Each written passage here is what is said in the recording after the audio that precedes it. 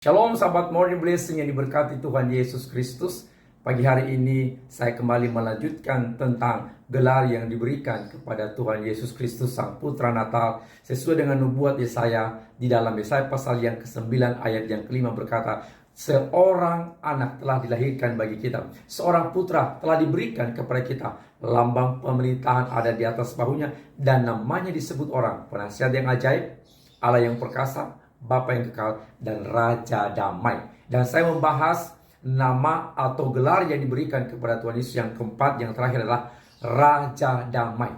Kenapa Yesus disebut dengan Raja Damai? Yang pertama, karena Yesus memerintah dengan damai dan pemerintahannya mendatangkan damai sejahtera bagi umat manusia. Kerajaan Yesus Kristus, pemerintahan Yesus Kristus bukan pemerintahan atau kerajaan yang berasal dari dunia ini. Pemerintahan dan kerajaan Tuhan Yesus adalah kerajaan sorga. Di dalamnya ada sistem pemerintahan Yesus yang berjalan dengan benar, dengan adil, dengan kasih, dan dengan hikmat. 4 kekuatan kerajaan pemerintahan Yesus, yaitu kekuatan kebenaran, kekuatan keadilan, kekuatan kasih, kekuatan hikmat. Itulah yang mendatangkan damai sejahtera bagi umat manusia. Pemerintahan Yesus sekali lagi bukan pemerintahan yang berasal dari dunia ini. Pemerintahan di dalam dunia ini adalah pemerintahan dengan tangan besi, pemerintahan yang penuh kekerasan dan kejahatan. Sedangkan pemerintahan Yesus, pemerintahan damai, di dalamnya penuh dengan kebahagiaan, penuh sukacita, penuh damai sejahtera, penuh keselamatan, penuh dengan kebahagiaan, dan penuh dengan kasih karunia Allah. Yang kedua, kenapa Yesus disebut Raja Damai?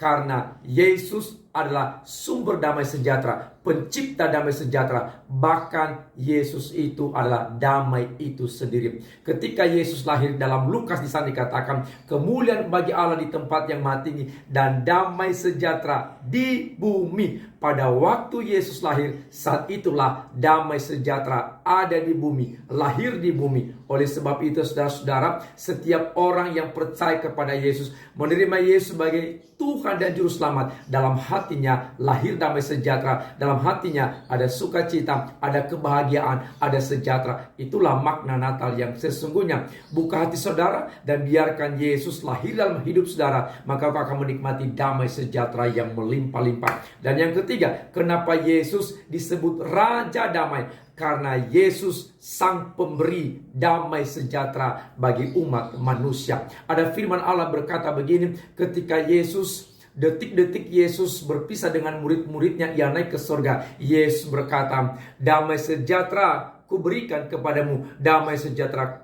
kutinggalkan kepadamu, dan damai sejahtera yang kuberikan kutinggalkan kepadamu berbeda dengan damai sejahtera yang diberikan oleh dunia ini. Saudaraku, damai sejahtera yang sejati berasal dari Yesus, diberikan oleh Tuhan Yesus. Damai sejahtera kita tidak diberikan karena kekayaan, karena harta, karena pangkat, karena jabatan, karena pendidikan, atau apapun yang ada dalam dunia ini.